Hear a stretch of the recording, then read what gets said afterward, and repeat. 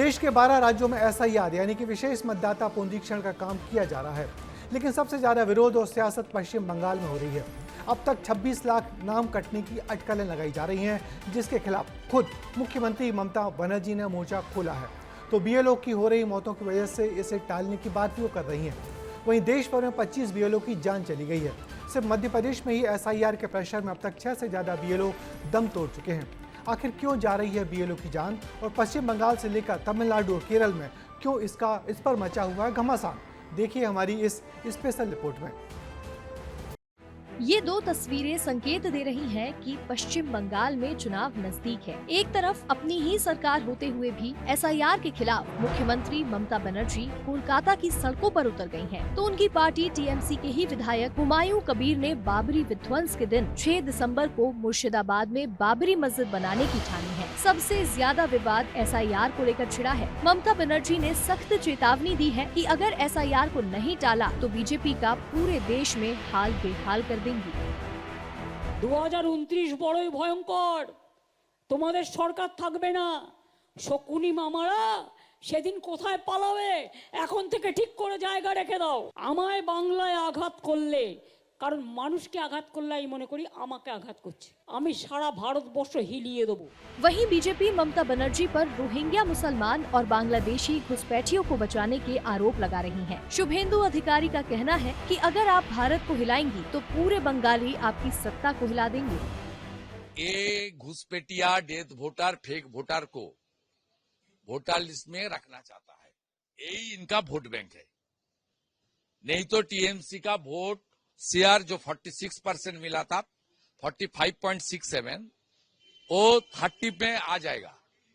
ये कम से कम 60-70 lakh death voter fake voter और बांग्लादेशी मुस्लिम घुसपैठिया रोहिंग्या का वोट ये लोग लिया है। बीजेपी का आरोप है कि पश्चिम बंगाल में 60 से 70 लाख वोटर टीएमसी के फर्जी मतदाता हैं, जिनकी दम पर ममता दीदी की सरकार खड़ी है। एसआईआर में टीएमसी का वोट शेयर 45.67% से घटकर 30% पर आ जाएगा, जो कि कई हद तक सच होता भी साबित नजर आ रहा है। अब तक राज्य में 26 लाख वोटर्स ने फॉर्म या तो लिए ही नहीं है या लौटाए नहीं है। हालांकि 6 करोड़ से ज्यादा वोटर डिजिटलाइज्ड हो चुके हैं, जबकि पश्चिम बंगाल में करीब 7 करोड़ 60 लाख से ज्यादा वोटर्स हैं।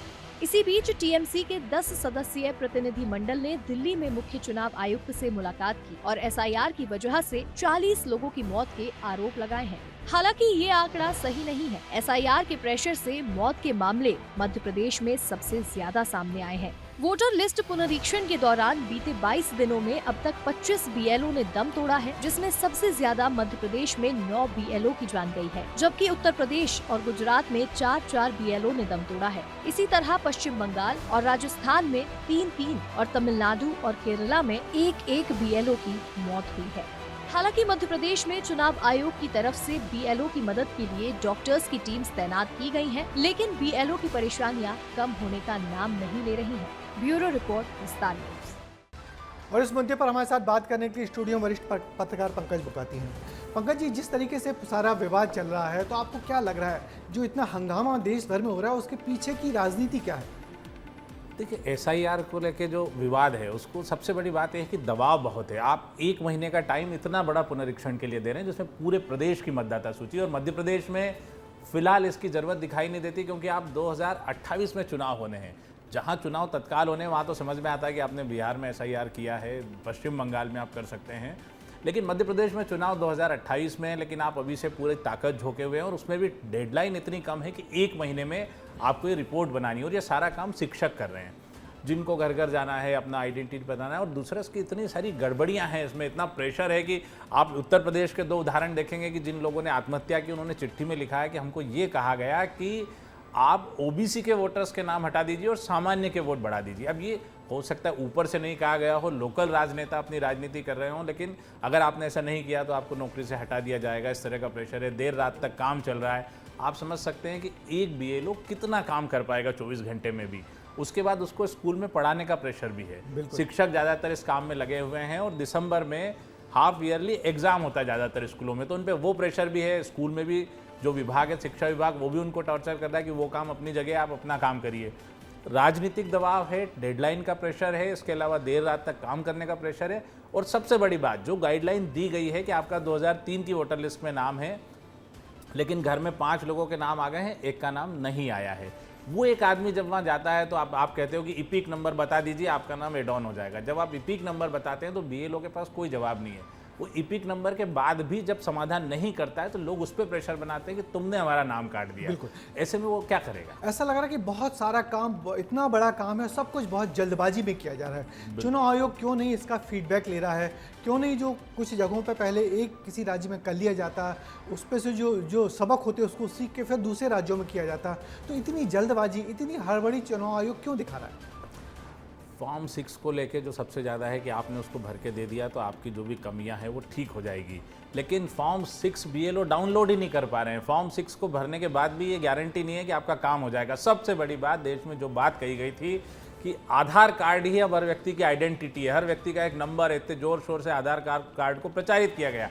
उसके बाद लोगों ने वोटर आईडी को देखना लगभग छोड़ दिया कि अब इसकी ज़रूरत नहीं है, यह सरकारी दर्ज में है, और अब आप आधार कार्ड को आपका दस्तावेज, नागरिकता का दस्तावेज मानने को राजी नहीं है। तो एक आदमी के पास आधार कार्ड है, वोटर आईडी नहीं है और वो चक्कर लगा रहा है। तो ये सब अव्यवस्थाएं जो है, बिहार में भी यही हुआ कि आधार को आप दस्तावेज नहीं मान रहे हो, जिसको आदमी मान रहा है सबसे बड़ा दस्तावेज है, समग्र आईडी के तौर पे भी उसको मान रहे हो आप, आयुष्मान में भी मानते हो, बैंक लोन में भी, सब जगह जब आधार मान रहे हो तो आप वोटर आईडी या नागरिकता में आधार की उपयोगिता ही खत्म कर दी गई है। यानी कि इसको आसान बनाने के बजाय बहुत उलझाया जा रहा है। मगर एक बड़ी बात यह है कि पश्चिम बंगाल में जिस तरीके से इसका सरकारी विरोध कर रही है, केरल में विरोध कर रही है, तमिलनाडु में विरोध कर रही है, और ये सारी सरकारें आयोग के खिलाफ आ गई, तो आपको नहीं लग रहा कि देश में एक संवैधानिक संकट जैसे हालात बनने लगे हैं?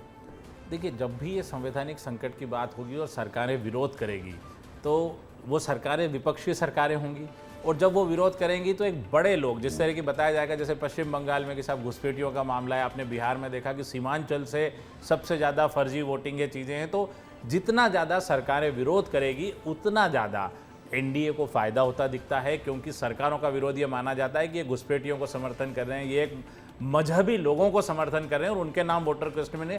अगर आप वोटर लिस्ट में आपका नाम कट गया तो क्या बुराई है? लेकिन ये सिर्फ 2 मजहब का मामला नहीं है, इसमें बहुत सारे हिंदू वोटर्स के भी नाम कट गए हैं, वो भी इधर उधर भटक रहे हैं। तो अब इसको किस ढंग से देखेंगे? लेकिन अंततः पश्चिम बंगाल या बिहार जैसे राज्यों में राजनीति 2 तरफा हो जाती है। इसमें चुनाव आयोग भी कुछ क्या करता है क्या नहीं, ये तो दिक्कत है, लेकिन चुनाव आयोग तो निश्चित तौर पर सवालों के घेरे में। बिल्कुल। तो चलिए इस मसले पर हम पॉलिटिकल राउंड अप का एक्सपर्ट कमेंट भी जान लेते हैं। इस मसले पर पॉलिटिकल राउंड अप का एक्सपर्ट कमेंट ये है कि मतदाता सूचियों का विशेष पुनरीक्षण बहुत जरूरी काम है। मतदाता सूचियों में बहुत सारी गड़बड़ियां आ जाती हैं लंबे वक्त के बाद, मगर चुनाव आयोग इसे जिस जल्दबाजी में कर रहा है वो मुद्दा है। जिन राज्यों में कई महीनों के बाद चुनाव होने हैं, वहां सिर्फ 1 महीने की डेडलाइन में इसे निपटाना तनाव का कारण बन रहा है और निर्दोष बीएलओ की जान जा रही है।